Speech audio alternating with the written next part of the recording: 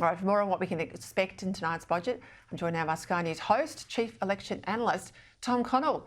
Well, Tom, a different set of numbers tonight. It's about the budget, not the psephology stuff you love to run us through. But let's get some top-line budget numbers out there to set the scene. We'll start with some of the economic data. We've got a $3 trillion economy now in Australia. Right now, debt's running at $892 billion. I want to put that into perspective. When John Howard and Peta Credlin paid off our national debt, back then they paid off $96 billion, so about a tenth of the debt burden as it stands tonight. We've already had that leaked to this morning. We can expect tonight a $9 billion surplus, but after that surplus, we're told it's deficits as far as the eye can see, meaning a lot of red ink, Tom.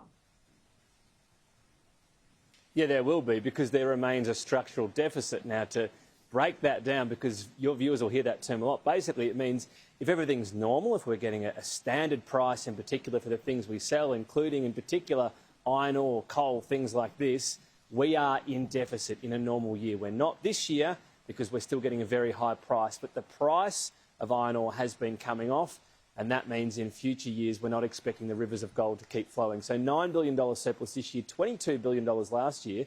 Now, they're good results. They don't happen automatically, but you've got to remember as well, Labor could not have just spent the money as it came in. That would have added massively to inflation. There's already debate around what their spending will do to inflation anyway. If they'd spent all the money, well, there would be just widespread criticism throughout. So, yes, $30 billion over the last 2 years. That's a positive result for the nation's budget. What we do know is there's going to be bigger deficits in forward estimates. We don't know yet the number, so that will be crucial, Peter. It was previously estimated to be $73 billion over those latter 3 years. Now we'll get the next 4 years, so we're bracing for that figure to be even bigger. And think of some of that spending that only grows: defence, NDIS. These are the big ticket items that are going to grow the deficits in those years. And just to underscore Tom's point there about a structural deficit, it's like you at home earning your wage, and from your wage not being able to pay your mortgage or your rent and put food on the table, all the things you'd normally have to spend over the year. The only way you can keep your head above water is to take a second job or to do extra overtime. That's how tough a structural deficit is in household terms, and that's what we face as a country.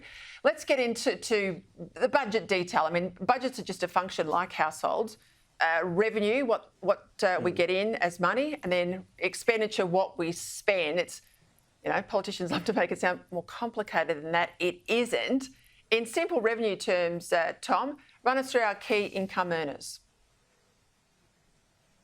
Yeah, well, think of some of the things that I mentioned there. The crucial element is a lot of these parameters sort of slowly tick up, but it's the ones that balloon up. So think of the price we're getting for iron ore. So think of all of our exports and how much they've been going up. They're huge earners for iron ore, for coal. Also, though, Peter, at the moment, international education, it's an export because students come here and pay us money from offshore. So it's weird to think of an export, but it is. Now, there's some concern around whether or not that revenue will be hit. There's a cap coming, at least a soft cap on international students. If unis want to go beyond a certain level, they have to provide proof or extra accommodation for those students. We know how tight the rental squeeze has been and the concern around immigration. So that's a balancing act for the government on that particular factor as well. So when we're looking at that particular element, one other thing I'll tell you is there was previous speculation of doubling the visa. $710 you pay just for the application for a visa to come here as an international student.